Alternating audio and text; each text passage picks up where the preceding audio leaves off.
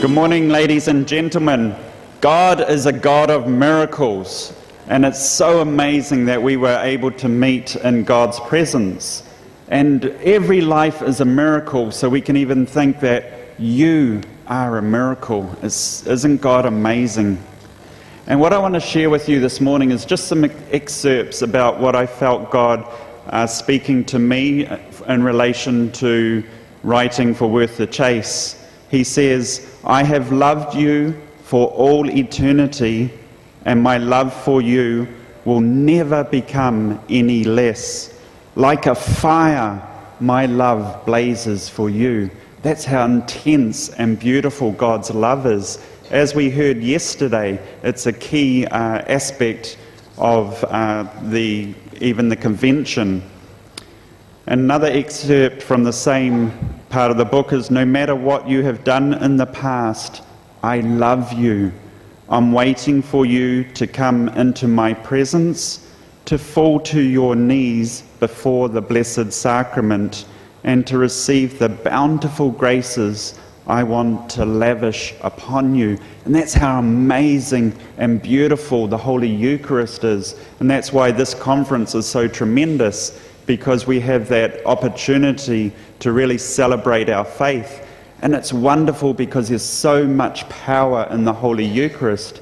Even Mother Teresa said that if Catholics adored the Lord in the Holy Eucharist at least 1 hour a week, abortion would stop. There's so much power, and we have such busy lives. It's so hard at times to really make that effort to try to go to the Lord in the Blessed Eucharist, and yet it's so essential, including for us to become more and more like Christ, to have Him really shining in our lives. And that's aspects that we draw out in the book. And God also says, "I will always love you. I rejoice in you. Through the sacraments I live in you, and you in me. That is how passionately I love you." And God's love is so personal and so beautiful. And then God says, "I want to give you joy that the world cannot give. My joy lasts even amidst your greatest struggles." And that's the thing, that no matter what we are going through, no matter what pain we are going through, there is always hope. Because God knows us so intimately, and He, as sacred scripture says, that He understands everything that we're going through, because Jesus Christ was human and He experienced everything but did not sin. And that's how awesome God's love is. And I just want to finish my part by sharing my favorite scripture, and that is on hope. "But those who hope in the Lord will renew their strength. They will soar on eagles.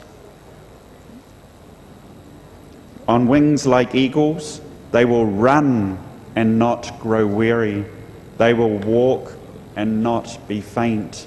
And I think we can really be secure in God's love, because we should never give up on God, because He will never, never give up on us. So I now want to pass to my lovely wife, who will talk more about the worth the chase and suffering. A blessed morning, everyone. And we really thank the Lord for this opportunity to be able to share a love story which God has written. And I want to share with you how God is a God of sense of humor. Because as you can see in the cover of Worth the Chase, there is a man kneeling down asking for a girl's hand in marriage, and also a girl holding a Bible. So God gave me this vision when we were discerning what to put in the cover. And I said to my husband, the Holy Eucharist should be centered on our book, because we met in an adoration chapel. That is where everything started. And so the problem was we couldn't find a picture that we liked to put in the book. So the cover designer said, you should pose for this one. So take a photo of you and Brendan, like acting as if he was proposing to you. And we didn't know then that God's plans behind it is that after a year, he would actually kneel down and ask for my hand in marriage for real. So the cover of the book became a reality, and we didn't know that God was planning that. And also in the video, as you can see, I was really struggling to follow God's call to write a book, because I also suffer from lack of self-worth. Because when I was young, my mom always told me that I'm worth nothing. So those were hurtful words that I kept in my heart. So when I grew up, I believed in a lie that I was worth nothing. So I struggled with, Lord, how can I write a book that will touch hearts when I'm also feeling hopeless, when I'm also feeling down? But then through the encouragement of my friends, they pushed me to really do it, because one of my friends also has a prophetic gift, and she saw a vision of me promoting a book. She went to a Love Life retreat. It's a retreat for singles, and it was amazing because when the person promoting the book was in front, she saw my face, and not the person promoting it. And so she called me and she said, "Elly, God told me you're gonna write a book." And to me it was like, what? How am I gonna do it? I don't know. I don't have any idea how to do it, because I'm not used to writing. My job was far from it. But then through scripture and praying, frequent adoration, I received a scripture that says, each of you should go on living according to God's gift to you, and as you are, as God called you. So that moved my heart to follow God's call. So it was like walking into the great unknown. It was like walking blindfolded on water. But because of God's leading, I gave up the job, though I had fears in my heart about my younger sister, because I'm the one paying for her college education, and I work for the family. So it was really a struggle for me. And after I gave up my job, which we didn't show in the video because we didn't want it to be too long, I actually suffered a lot. Like, I suffered tragic deaths of my loved ones after I gave up the job, and I didn't have a good relationship with my mom, because she couldn't understand why I would give up such a good job just to write a book. And I was also brokenhearted because I dated a man which I knew or met from the church, but after 7 months of dating, he was gone. Like, I didn't know why and how that happened, so I was so broken. And so at that time, I went to the Adoration Chapel, because the Adoration is my place of refuge. It's the place where I find healing, where I really feel the presence of God. And so I told God, Lord, I know that you called me to be your writing, to be your hand, to be your pen. So Lord, I'm going to ask you a bold prayer now. So I need a writing mentor. And when I opened my eyes, I saw him, and he did a sign of the cross, and I was thinking, it was in the Philippines. So I was thinking, oh, this is the first time I saw a foreign man did a sign of the cross. It's beautiful. And then I just felt in my heart, I just felt in the deepest part of my being, God telling me he is the one.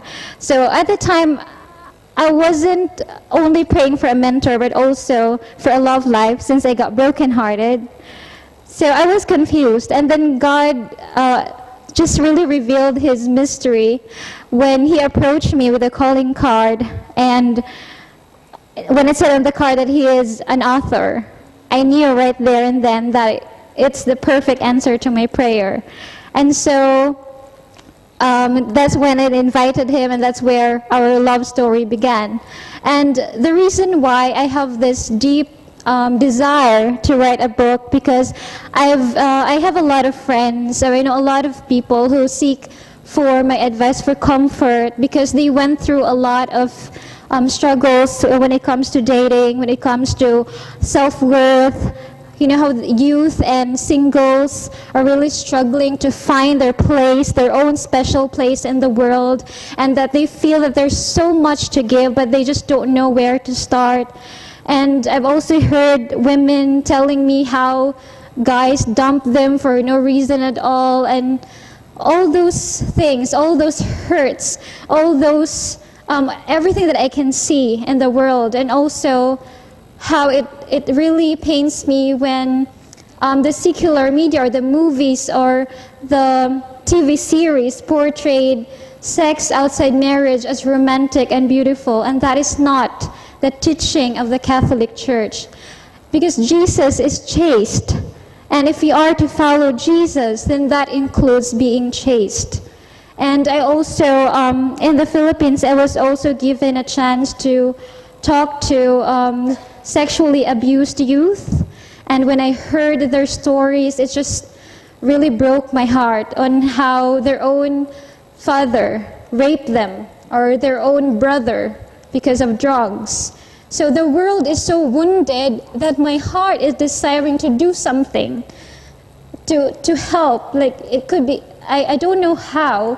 So that's when God told me, you got to be my pen. You have to write, to open the eyes of my people, that my love and mercy is tremendous, that it is eternal, that it is unfailing.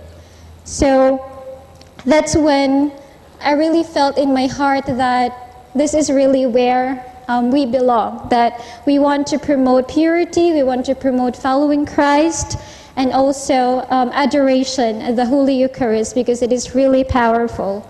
And it wasn't an easy journey. At times, of course, we are tested.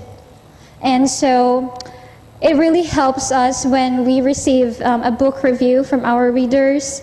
And there's one that I want to read to you, because this one just really made us cry. And she said, I just finished reading this about 10 minutes ago, and I'm one of those customers that never leaves a comment or rating. I have been suffering through depression after a breakup that was not setting a very good Christian example. And she said, there are sections on healing after abortion, single parenthood, loving someone who you know you shouldn't be with. Now I have to go and continue the journey this book has inspired me to take. This book is a godsend. So that really made us cry, how beautifully, because we cannot do it. It is only by God's grace that the book is touching hearts. So for all the parents here, my message is, do not give up on your children. Do not give up on praying for them, and do not give up on loving them and nurturing the talents and skills that they have, and in supporting them. That would be all. Thank you.